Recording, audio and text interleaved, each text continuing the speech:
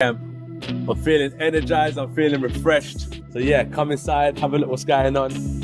Tough training, tough lifestyle, rough and tough. But listen, how else would I? Don't look for nothing, that's good. Don't look for nothing. Now step around him. Upper body, keep it with. Good.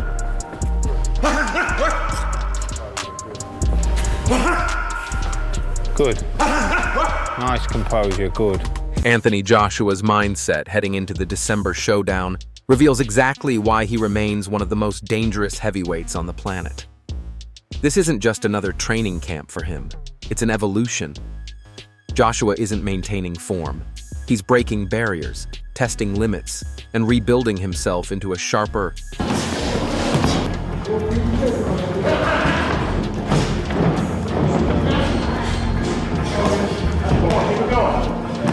stronger, more efficient force. Everything he does is calculated. There's no showmanship, no wasted motion, no theatrics. It's pure methodical preparation from a man who has stood at the top of the sport and knows what it takes to return there. And for Jake Paul, stepping into Joshua's world means entering a pressure chamber only real fighters. And I want to see how far I can take myself. I know what it takes, I know what this game's about, and I'm going to push myself beyond the limits where I've been before, hence why I found myself in Dallas, because I'm trying to find an environment that can stimulate me, motivate me, and push me on to higher. Survive. There's no hiding, no shortcuts, no room for ego. This is the deep end of boxing, and Joshua is the undertow waiting to pull him under. Ben Davison's analysis cuts straight through the noise. Jake Paul isn't just taking a risky fight.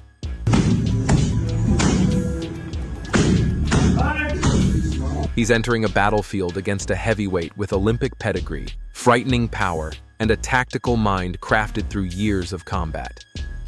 Davison frames it bluntly. This isn't hype. This is a warning. Jake is risking his health stepping into the ring with Joshua, a man whose punch... Dangerous in the sense of for the health of Jake, would you say? Yeah. Yeah, this is a sport that we love, and I think we need to protect that. And he's one of the most dangerous guys in the world to go step in a ring with. Like, you saw that with Ngannou, who was a seasoned, one of the most durable men on the planet in one of the toughest sports in combat. Punches don't just knock fighters down, they end nights. Eddie Hearn echoes the seriousness behind Joshua's preparation. He confirms what fans already sensed. Joshua is primed for a December explosion. This is the most focused AJ has looked in years. With a career-high payday. We've got a press conference tomorrow for a career-high payday to smash up Jake Paul. Then we're going back for Ben Whittaker's debut with Matchroom next week. Then we've got Monaco. Then we've got Stockton. Then we've got Ghana. And the day before Ghana, AJ's going to piece up Jake Paul in about 30 seconds. No, I'm not washed up. Payday on the line and a massive spotlight aimed directly at him. Joshua is locked in, dialed up, and sharpening every weapon in his arsenal. Hearn isn't speaking in hypotheticals. He's outlining a blueprint. Joshua is preparing to dismantle Jake Paul, and he intends to do it quickly. Spencer Oliver reinforces the danger. God help Jake Paul, that's all I can say. We saw that what Anthony Joshua had done to Francis Ngannou. He went out there and iced him in a couple of rounds. A guy coming from a different discipline. Well, this kid's coming from another level. White-collar boxing in 2018, gone through the mill, and the only boxer really that he's actually boxed, a legitimate boxer he got beat by, and that was in Tommy Fury. Reminding fans that Joshua isn't just powerful, he's precise. His destruction of Francis Ngannou showcased Olympic-level timing and calculation that Jake Paul has never experienced. Oliver makes the gap clear. Jake's background doesn't come close to matching Joshua's experience, and this fight is not a level playing field.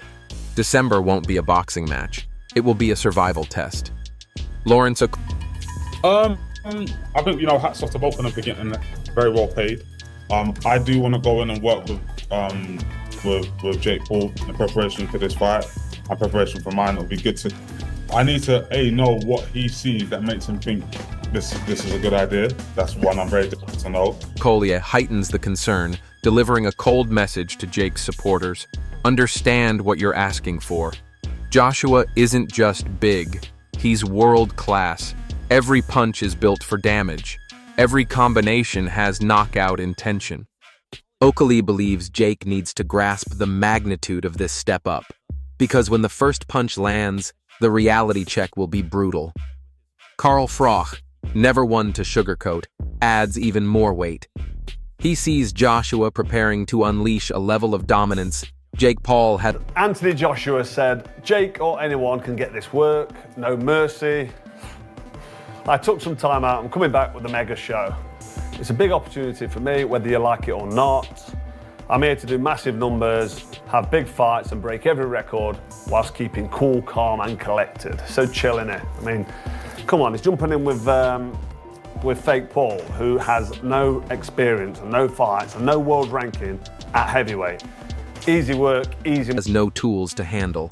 Froch emphasizes Joshua's experience, his Olympic foundation, and his ring IQ. Against all that, Paul becomes an easy target. Froch predicts a one-sided December demolition if Joshua fights with the intensity he's shown in camp. Duke McKenzie highlights something many overlook: Joshua's training environment. Working with a world-class team doesn't just improve. Joshua training with you at camp now? Yeah, he's training with you. If he's training with you at camp and there's a marked improvement on his performance, he can quite easily clean up again. Let's improve conditioning. It refines every detail: timing, discipline, reflexes, positioning. According to McKenzie, if Joshua continues absorbing the quality from this camp, Jake Paul isn't facing a typical heavyweight. He's facing a polished, hungry champion ready to remind the world why he was once unified king. Carl Froch doubles down again, stressing that Joshua's no-nonsense approach is exactly what makes him so dangerous. Froch believes December won't be competitive. I was surprised that Jake took the fight rather than Anthony Joshua. Anthony Joshua is probably the best fighters in the world. He's a solidified champion. But I'm surprised that Jake took the fight and is fighting a guy that's so dangerous like Anthony Joshua. So I got to take my hat off to him.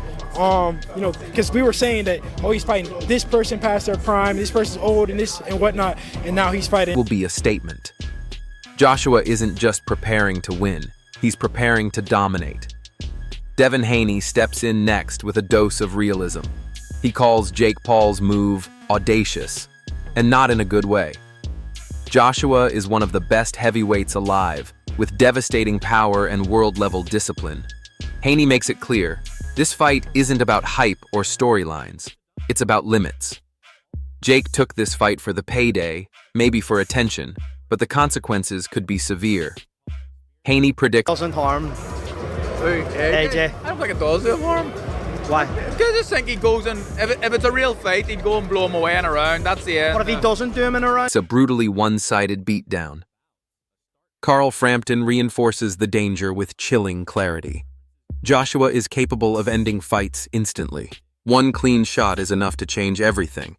Even if Jake survives a round, the odds of him lasting long are almost non-existent. Frampton stresses the simple truth: Joshua doesn't need a complicated plan. His timing, strength, and experience are enough to dismantle Paul. Gareth A. Davies takes a more analytical approach, contrasting Jake's cruiserweight resume with Joshua's heavyweight legacy. Davies references Joshua's war. Last fight, it's great. Because Anthony is Olympic champion, Francis Ngannou, it's second fight for boxing.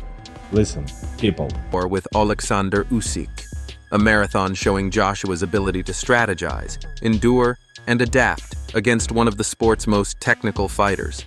Jake Paul, by comparison, is stepping far outside his depth. This isn't a step up, it's a leap into a realm he's never touched. Jake Paul, meanwhile, has resorted to psychological warfare. He claims Joshua will go into hiding and projects confidence, even dominance. But trained eyes know the truth. Trash talk won't rattle a seasoned veteran like Joshua. If anything, it fuels him. Paul is trying to control the narrative, but December will test whether his bravado can survive under championship pressure. Duke McKenzie reiterates the physical mismatch. Joshua is an 18-stone, fully trained heavyweight.